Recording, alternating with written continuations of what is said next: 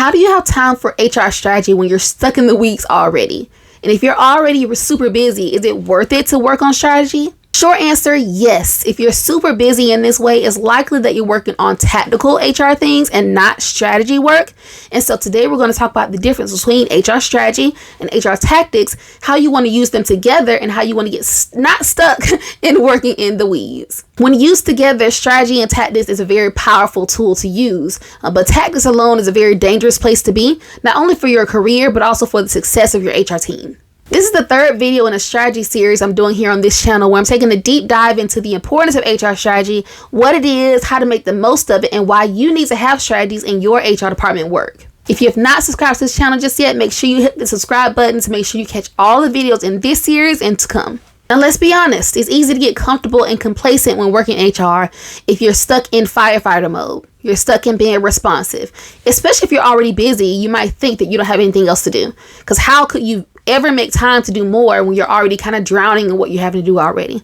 But I would argue if you're already drowning and you're only doing tactical work, I could guarantee that the things you're doing are not focused on moving things forward. You go to the meetings, you're in conferences, you hear the webinars, and strategy is always a topic of discussion. But you don't know what to say, you don't contribute to those conversations, and you think, okay, well, they're not talking to me. When you fail to take action on things that actually matter and you stay stuck in that denial, you stay stuck in only doing tactical work, that's where you open yourself up to the possibility, the very real possibility, that one day you'll be discovered where all the things you're doing that's keeping you busy has really just been busy work this entire time. You're not moving the organization forward. You're not moving your team forward. You can be easily replaced by either AI or by someone else who has more experience, more insights on what it takes to move the department forward, and let's be honest, more ambition. So if you are an ambitious HR department professional, especially as HR department of one, watching a video like this, you're in the exact right place to understand why strategy is so important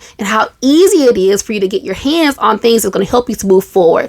Whether there's one-on-one coaching, whether there's group programs that I offer, anything in your disposal, you've got to make sure you take action to make sure you get the result that you often want. Now let's level set a little bit here. So when I talk about HR strategy and HR tactics, it's two completely different things. So think of HR strategy like your big bucket items, your big things, your overarching things that's going to take place that you understand what you want to do to move forward. So oftentimes it's organizational things. Oftentimes it's taking consideration into what is your department or what's your organization's strengths, what's your department or your organization's weaknesses, what are things outside of your team, outside of your organization that are opportunities, that are threats, those SWOT analysis that take into consideration what you want to do and where you want to move forward with your plan. So when you put together your plan, your strategy, that's what your overarching things.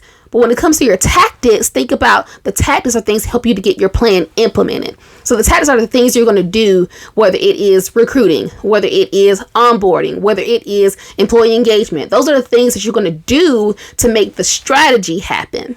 Taking it a step further, what I like to think about when it comes to HR work, you can do it in three buckets. You can have strategic work, operational work, and tactical work. Our HR strategies are tied to the business. So we want to improve our employee culture. We want to improve our talent acquisition. We want to move forward with making sure we are retaining the right employees. Those are strategies that we want to focus on. When it comes to operations, that's what we're going to do to keep the business running. So every HR department has these operational things that we have to do.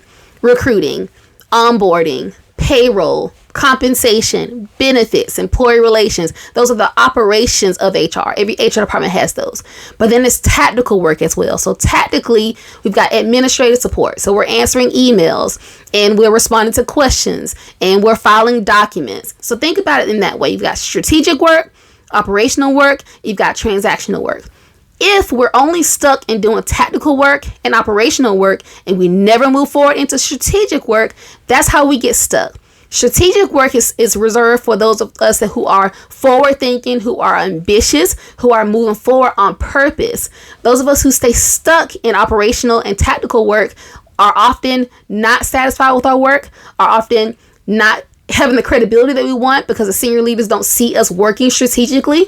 And so if you are curious about what you can do to move forward into strategic work, that's what I'm here to help you to do. The goal of this entire series and the goal of this channel really is to help you to get out of the day-to-day grind that can be your HR role, and to understand that you have all the things, all the tools at your disposal. You have to just make the best use of them, whether it's the data, whether it is these videos, whether it's my mentorship and coaching, whether it is the resource and the group trainings that I put in place to make sure that you have all the things that you can move forward with to have the most impact on your organizations and ultimately on your own career. So again, I'm here to serve you, to help you to grow in your career on purpose, not on accident, because I'm about you doing everything with intention. If you're curious about working with me one-on-one, click the link down below to learn more about that as well. If you want to jump into my next HR Department of One SHRM class, I highly encourage you to do that as well. It's a great crash course for anyone who's looking to really revamp your HR department focuses, whether it is a small business, whether you are an HR Department of One,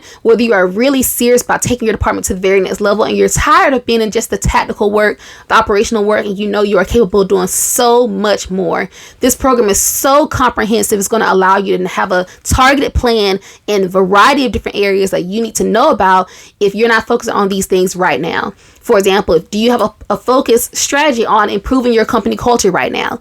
Do you have a focused strategy on ways to get buy-in for your company's HR initiatives? Do you have a focused strategy on ways to retain your employees in the best way? Do you have a focused strategy on how to attract the right talent? Again, all these things are things we cover in the class, plus so much more. If that sounds interesting to you, click the link down below to learn more about that. In our last video, we talked about steps to make sure you are planning the right way. In our next video, we're going to talk about making sure we are strategically planning into the steps you want to take to make sure you have that to happen in the right way too. So I'll see you in the very next video.